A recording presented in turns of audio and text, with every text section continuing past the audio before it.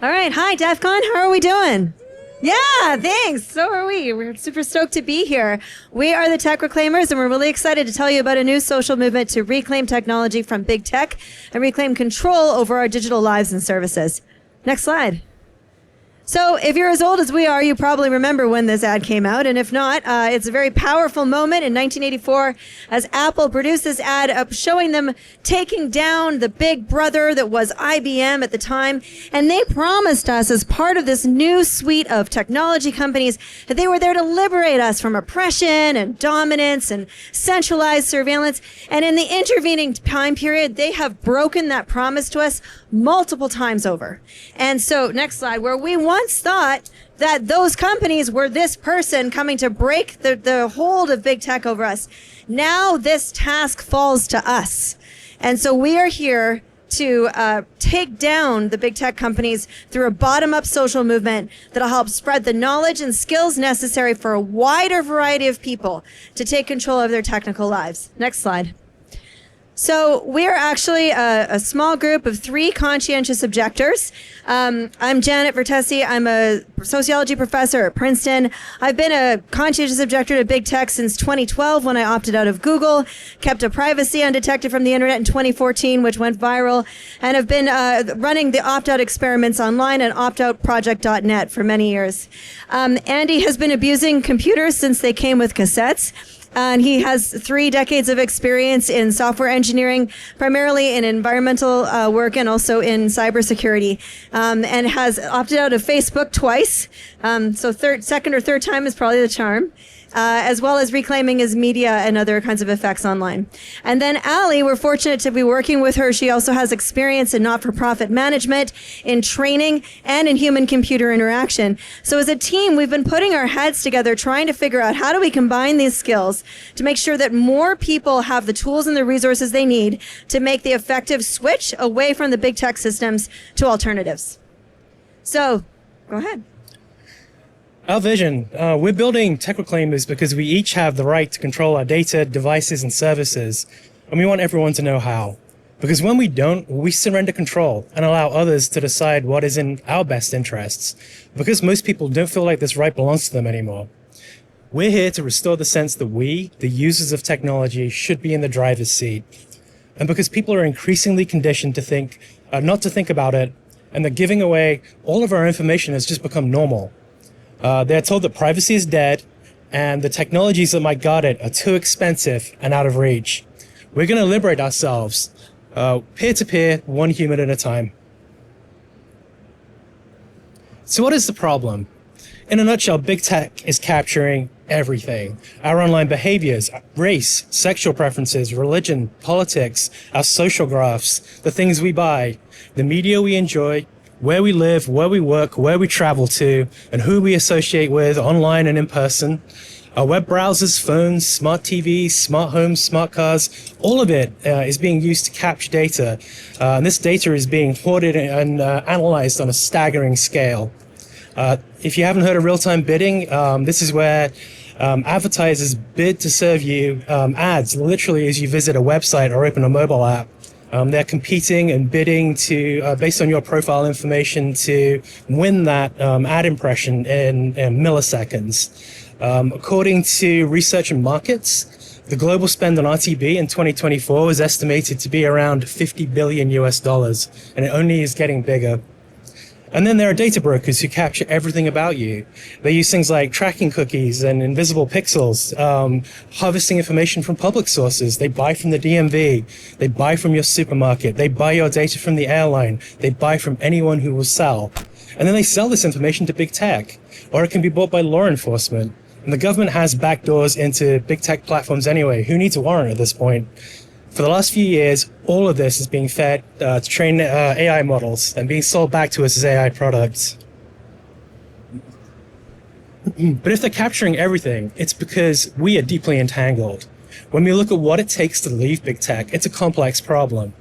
We rely on cloud-hosted email, social sign-ons with MFA. We stay in touch through social media, participate in our clubs and our hobbies, share in our most treasured memories with friends and family, and rely on maps and navigation from the same companies that host our documents. Our devices run operating systems where surveillance is built into the very foundations. And we no longer own our media. We buy revocable licenses for books, music, and video that can be withdrawn after a contract dispute with the copyright holders. People need practical answers to all of these problems. Disentangling is complex. And it's largely complex because at this point, the deck is stacked against users of technological systems. So researchers have commented on what we call the privacy paradox, which is that people are deeply uncomfortable with the creepiness of these online ads and the collection of their data, but they just don't know what to do about it, and they don't do anything. Now, that's not entirely true. They do something, but what they do is like rearranging deck chairs on the Titanic. They're just, toggling things on their Facebook privacy settings. Or I like to think about it like choosing the non-smoking section of an airplane, right? It's not really getting you very much. So they're not making the big kinds of changes that would be necessary to force a sea change in the tech industry more generally. Then there's the fact that we think about this as behavioral change having to happen individually, and we know that that's incredibly hard to do. In fact, the more successful groups do it in groups and associations. Alcoholics Anonymous, Weight Watchers. You have an accountability group, a group of people that you can share experiences and expertise with, and you move away and you change your behavior in a community. And so that's the kind of thing we'd like to leverage. Network effects are real, and they got us into this problem to begin with. Facebook became so powerful because it began in an offline social setting at Harvard, at an elite Ivy League school, where it capitalized on the fact that there were existing social networks and status structures that enabled it to move across the Ivies. And the same thing with Twitter when it began in the mid-2000s in Silicon Valley. But to that end, we think we can also leverage network effects if we can move people in communities and in groups so they're not just moving alone and wondering where all their friends are. We've also been indoctrinated into the idea that we should be giving away our data and information because the services are free. And we can't negate the fact that self-hosting or getting your own email address that isn't on Google, it does cost money. It may be a few dollars a month, but that can also be prohibitive for people. And we have to admit that in the open source and alternatives community, we don't always privilege things like accessibility up front. And increasingly, privacy has been rolled in with security, which means that we think that we're more secure if we use large-scale systems like iCloud, et cetera, as opposed to running and hosting our own. So we need to be able to beef up those options as well as make them more user-friendly for people. But ultimately, what we find is that in the literature is that people now face a form of what we call digital resignation, because the deck is so stacked against them. Not only these technical parameters, but also the economic parameters, the walled gardens, the buying up of competitors, the consolidation in the market has made it such that it feels like there's nothing they can do. And so if you've heard people say things like, well, what can I do? I've got nothing to hide. It's too hard. I couldn't possibly live the way that you do. What you're hearing is a form of digital resignation, which has been influenced and inputted by the tech industry. So we need to push away from that form of apathy. Next slide. So our solution is to form something like a bicycle repair club for the internet, and to produce a social movement that from below declares independence from big tech and spreads the tools, the skills, the knowledge, and the community work that's necessary in order to get more people there. So we're planning an outreach and educational initiative that's not just a one-to-one, but actually working in communities, in smaller groups, and working together online and offline. Next slide. So we are aimed to fight by building a network of tech reclaimers through clubs and associations across the country and around the world. We're going to work through synchronous activities that occur online and offline. So this could be workshops. We'll also talk about some of our online larger campaigns that people can feel like they're a part of something and feel like they're a part of a movement. And the goal is to spread the knowledge and the tips and the systems and the tools. But it's also not just about the technology, but also about the social elements they need to be aware of. What are dark patterns? How do you evade them? What is the function of these elements of the internet that we need to be getting away from? And what are the things you need to know to do if, say, you want to start participating in an open source project? And through this, we think we can start growing, seeding and growing communities to enable them to spread that information and spread that knowledge outward in more and more circles. Go ahead, Andy. Still me? Nope, done it. Go ahead. Next slide. Okay. So our approach, to do this, we have a series of ground rules. First, we're going grassroots, and we're building a social movement to defeat big tech and corporate social media. This means not just spreading information online, but setting up group activities for people to take action in community together. Second, we need to meet people where they are. This means adjusting our training for different levels of technical comfort.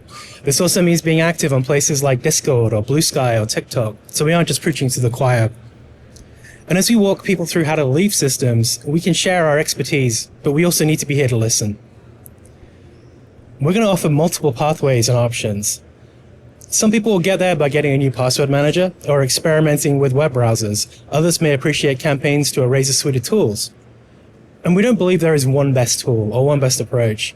We're about helping people choose the right technology path that allows them to make more ethical choices when and where they can. And to that end, perfect can't be the enemy of the good. Finally, small wins grow confidence and let people build momentum. We've seen so many people grow confidence once they've taken a simple action like leaving X or installing Ubuntu. And after that, they're ready for more. All right, this beautiful diagram, crossing the chasm. So in his book, Crossing the Chasm, Geoffrey Moore wrote about the difficulty of appealing to different psychographic segments along the technology adoption curve, because each have differing goals and needs. So according to Moore, the chasm in adoption, right here, arises while the innovators and early adopters are largely self-motivated to adopt new technologies. The early majority is comprised of pragmatists who greatly value the social proof they're going to get from others in the early majority, right here. The folks in the early majority are looking for compelling answers to the question, what's in it for me? And they're looking to it from folks in that same community. And so to start out, we want to reach all these people in the early majority, but according to this model, we need to convince the enthusiasts and visionaries and the early adopters to come with us and help build our communities from the ground up. Then we can cross the chasm with targeted approaches such as you'll see in a little bit with our campaigns. Come back. Okay, there it is. Okay. The good news is you can choose your own adventure. Unlike the landscape years ago, there are so many options out there now for alternatives. So part of the challenge is giving people the best information about how to make good choices. We're not here to encourage one tool over another, but to encourage people to experiment and make the right choices for themselves. So there's a few things that as tech reclaimers we have to decide that we're not doing so that we can fit into a larger ecosystem that is assisting people and that is working towards liberation from big tech. And I think, first of all, we're not here to help you fix your privacy phone settings. And we've had people be like, but how do I adjust this? I mean, as a mobile Linux user for 10 years, I don't actually know how to adjust your phone anymore. Sorry. But also see previous comment about rearranging deck chairs in the Titanic. So we're actually here to think more about strategic, large level, large forms of behavioral change. We're not lawyers and we're not here to do legal work. We're not here to push for different legislation. We are super excited that people are doing that in this space. And the fact that we're not doing it doesn't mean we don't think it's important. It is. As a sociologist, I can tell you, you need both top down and bottom up work happening at a variety of different levels in order to see social change. So we see ourselves fitting into another piece of that profit. 3, profit. No laughs. Thank you. One laugh. Thank you. So we actually formed as a nonprofit, which means we can't necessarily take a political stance, but it does mean that we feel like this is the moment where we need to take action. The moment really is now. So we're not here to build a brand. We're here to build a network of reclaimers and a series of clubs across the country and around the world. And that's the approach that we're taking. If you've taken a different one, that's fine. We still want to talk to you. And we're also not here to build new tools or systems, although we're super excited if you do. And if you are building new things, we want to know about it. And we're happy to test them and also roll them out with our community. We also are not here to duplicate the work in this space. There's a number of people working around this kind of a problem. We are here to amplify the work that's happening in this space and also to build an alliance among a variety of different groups, nonprofits, influencers, et cetera, people that are building alternative tools to try to push this agenda forward from multiple directions. Next slide. And I should also say, we've had a couple of, objections to this project along the way. Like, why can't we fix this with regulation? We do need smart regulation, but we need a bottom-up grassroots movement as well to put the pressure on a consumer-based movement, like moving away from these tools in order to achieve our aims with the legislation. Why not take a more anti-U.S. or anti-capitalist stance? Again, as a nonprofit, we have to refrain from politics. However, I can say that there are not many big tech companies that are not based in large empire centers. People are concerned that this is a tech boycott, and that won't matter. There are numerous examples of boycotts that have mattered over history. You could think of, Rosa Parks. We could think of the Boston Tea Party. And actually, what's interesting about all of these examples is the ones that are effective are the ones that are working in a network where there's not only a bottom-up but also a top-down. So this actually speaks to the importance of the network and the ecosystem. And we've also had pushback of this shouldn't be individuals' responsibility to move. Individuals can't solve these societal problems, and also normies just aren't technical enough for it. We disagree. And that's also why, as tech reclaimers, we've chosen a more community-based model and group-based model so that people don't feel like they're making the change alone, but they do feel like they're part of a group that's making the right kinds of moves and changes. And what we found in some of the work that we've already done is that people will just need that one first step, whether it's installing a new browser or whether it's, choosing some alternative to Word or whatever it is. And eventually they write and they're like, this was so cool. I'm ready to install Linux. Which one should I install, right? And so we want to encourage people to take those steps. Next slide. So we have a number of campaigns on. Last month we did Stop the Scroll, which was an attempt to sort of interrupt your everyday activities online, try a behavioral switch, have some reflection about what you're doing, and try something new. Maybe it's going for a walk and smelling the roses, but maybe it's also installing a new browser or trying a Linux distribution. Go back one.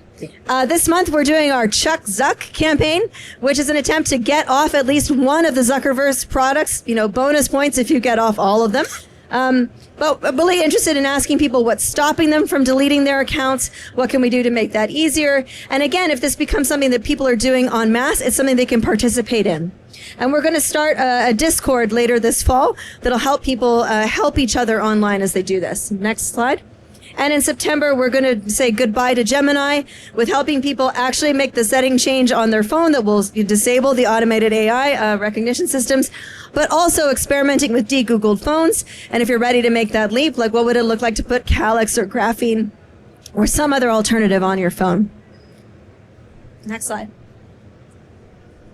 And our plan is also to start building local community through workshops, online and offline. So we'll be starting workshops in person in association with libraries and college campuses around the country. If this is the kind of thing you want to help out with or you have connections, we want to hear about it because we'd like to see this movement grow. So contact us if you want to attend a workshop or maybe host one, or if you're part of a community group that could see the power in this movement. Go ahead. So we need your help. We'd love if you could spread the word, bring a friend. We're also looking for people who can help us guide others, be examples of how to leave big tech. You can also help us by connecting us with like-minded groups. We know there are lots of groups out there doing things that are similar or overlapping. We're not looking to do this alone. We're looking to build alliances. You can also help by, following these hashtags and participating in our campaign. The Reclaim Control, Stop the Scroll, Chuck Zuck, Goodbye Gemini. Come with us. You can find us on the Fediverse. You can find us on Blue Sky. We're planning on a public launch of our Discord in September. We're hoping that's going to be a place where people who are experts and people who are novices or looking to learn can mingle and share knowledge and collaborate. We also couldn't have done this without a whole bunch of help. So we really appreciate the help from friends, family, colleagues.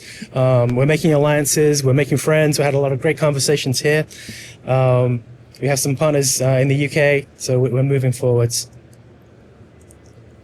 So here's how you reach us. You can contact us. You can find us on the web, www.reclaimcontrol.tech. You can email us, info@techreclaimers.club. And you can find us on the Fediverse, and you can find us on Blue Sky, and we would love to hear from you. Whatever your ideas are, whatever you want to know. So that's our talk. Thank you very much. Thank you for your attention. Thank you.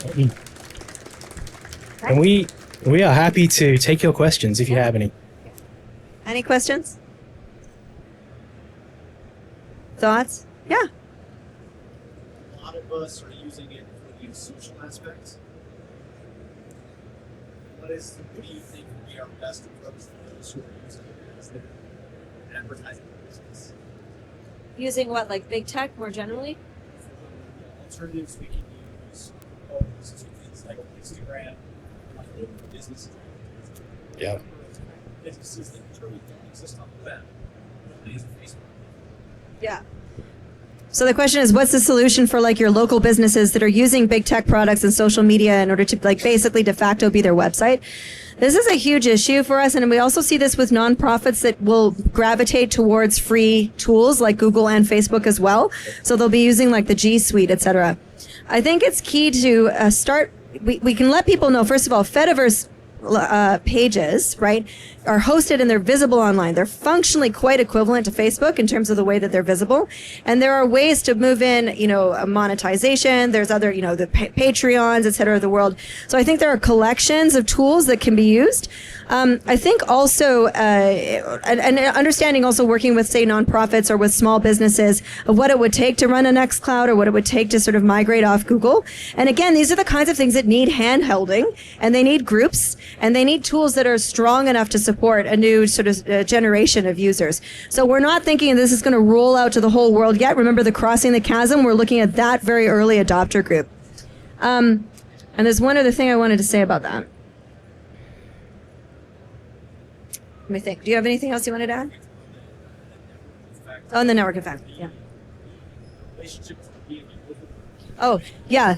So this is the other thing. So I've been opting out of major big tech systems for 13 years. Seeing the writing on the wall a long time ago, and there was a lot of people that were like, man, you're kind of crazy. I could never live that way. But one of the things that I learned is it's never all or nothing. And you don't want to be like that guy in Airplane who's like, looks like I picked the wrong week to quit drinking. Looks like I picked the wrong week to quit sniffing glue. Like, you don't do it all at once. And in fact, there's still ways to stay on some of those mainstream social networks. You just don't have to give them everything. There are ways to participate there if you're in a walled browser that's just dedicated for that. If you need to stay on Facebook because you're part of a bird watching group, then just make it so that all Zuckerberg knows about you is you love birds. That's it. He doesn't need to know who you went to high school with. He doesn't need to know any of that stuff, right? And I think also starting to realize that it doesn't have to be all or nothing, and in many ways sort of sabotaging the big data machine, relying on that separation of powers around your data and you having some authority or agency over where that data goes is really what we're trying to go for here. So not all or nothing, not everything at once, but really working in community. But we also would love to hear from you if you have better ideas. Yeah. Yeah. Addiction diagnosis. Ah. Yeah. Yeah. Curate their time life content.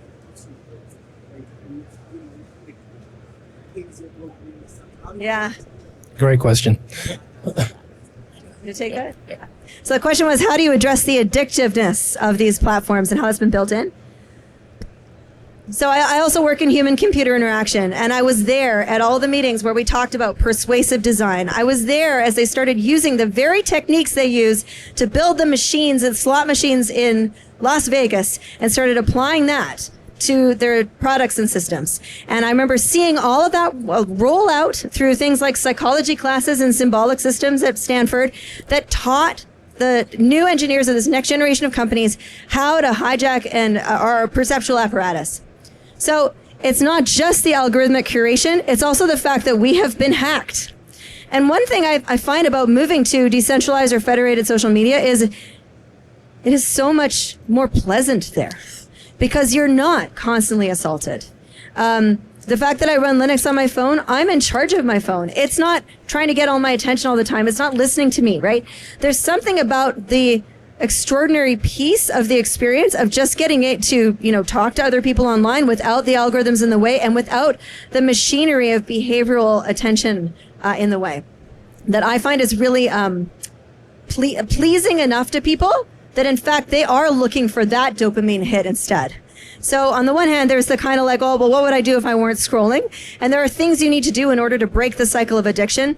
But the nice thing about this addiction is it's not a substance addiction. It's a behavioral addiction. And what that means is you can use the tools of behavioral change to change. So those are the kinds of tools and techniques that we want to be able to roll out. I mean, I remember when I first quit Facebook and like I kind of had the phantom limb syndrome of like my thumb just kept trying to go to that part of the phone where what, you know, and like kept typing it in. And I didn't even realize how much of my day I was spending on this machine. But I made a list of all the things I wanted to do instead. And every time I had that urge, I did something else. And that was a thing that invested in me and my actual relationships and my actual identity, and not the fact that I just wanted to see things that agree with me online. And it was so much more refreshing. And it was so much more valuable. Yep, I think we're out of time. Thank you so much, everybody. Thanks.